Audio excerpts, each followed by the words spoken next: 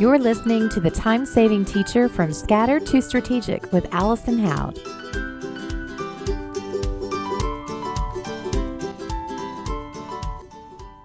I want to tell you about the moment I knew AI was not just a tool for me, it was a brainstorming partner. I had this idea. I wanted a sub-plan that I could build by filling out one form, pressing a button, and having it organize itself, ready to print for whoever was covering my class. I didn't know how to build that, but I knew exactly what I wanted to do. So I worked backwards and I brought that idea to AI. Here's the thing about how I use AI. I don't type, create this for me, and walk away. I talk to it. Sometimes I'm literally just talking into a microphone, thinking out loud the way I would with a colleague in the hallway. I wish I could do this. Is there a way to organize that? I need a lesson that's exciting but actually teaches something, and I don't have any ideas yet. Can you help me brainstorm? That subplan tool came from exactly that kind of conversation. It was my idea, but AI helped me build it. Now, that's not the only one. I had kindergartners and first graders who needed real mouse practice, and I wanted something exciting that I built myself. So I went to AI and said, can you help me build HTML activities for this? And it did. And then it walked me through how to host these activities online so my students could actually use them. These weren't things I already knew how to do. They were things I had wished I could do for a long time, the kind of dream that usually just stays a dream because you don't know the first step. And AI became the way that I took that first step.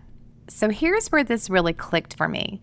I didn't start out managing spreadsheets for hundreds of students. I started with one class, about 22 kids, using Google Slides for almost everything.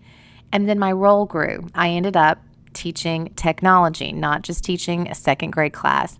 I ended up working with 42 different classes, over 800 students, and 42 different teachers. And Slides was no longer my main tool. I needed something that could handle data and could help me stay organized. So I needed spreadsheets. I went to Google Sheets. And I needed to actually be good at them. So I did it the old way first, because this was before AI was a big thing. This was several years ago. And I bought courses. I watched a lot of YouTube videos, and I got proficient, and I genuinely love spreadsheets now. But here is what changed. Now when I hit a wall, a formula that isn't working, a column that's structured wrong, I don't go searching for a video that might cover my exact problem. I just say, here's what I need to do. Here are my columns. Here's my data. What am I missing? And I get an answer built for my actual problem and not a generic tutorial. Now, some people are afraid that AI is going to think for them, that they'll stop being capable, that their students will stop thinking and will use it to cheat. I totally understand that fear, but that has not been my experience at all. I still feel completely in control, but what's changed is that I feel empowered to build things that I used to only think about or dream about, things I never thought I'd actually be able to create. And here's the distinction that matters most to me. I don't ask AI to create something and hand it to me finished. I ask it to show me, to teach me how to do it. That's the difference between outsourcing your thinking and using a tool that makes you capable of more. Here's where this philosophy shows up the most for me, and it's not even about my own work. People at my school email me a lot or catch me in the hallway with the question, do you have an idea for this? Or how would I even start this? And a lot of the time, I take their exact question, I copy it and paste it into AI and ask AI to help me answer for them. And then I paste the answer back and tell them straight up, I took this to AI. Now, I always recommend they go there for themselves too, but not because I don't want to help, because I do. Helping people is genuinely what makes me happy.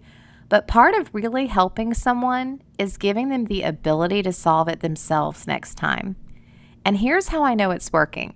There have been a couple people that I've helped this way, and they stop coming to me with the same kind of question. Instead, they come find me and say, guess what I figured out? They're the ones using AI now, ChatGPT or whatever tool works for them to solve their own problem. That is the moment you know you actually help someone.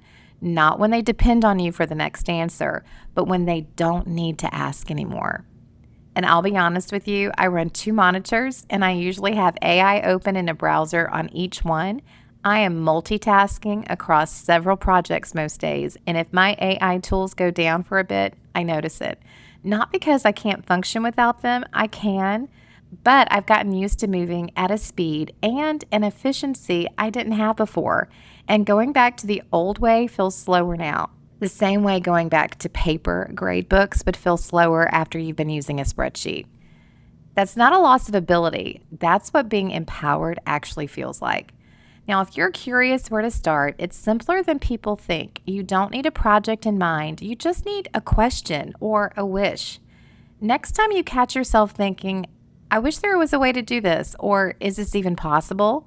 Take that exact thought to AI. Ask it to walk you through it step by step the way you'd want a mentor to teach you rather than just do it for you. And if you want a place to start that's already built around teacher workflows, Teacher Systems Lab is my AI coaching tool. It doesn't do the thinking for you either. It walks you through building the exact system you need one step at a time.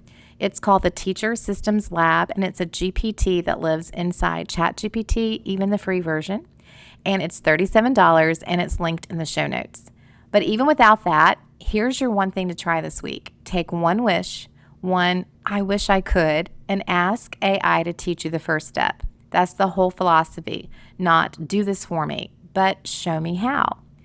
That's the whole philosophy. It's not do this for me, but show me how. And that's it for this week for the Time-Saving Teacher from Scattered to Strategic. I'll see you next Tuesday.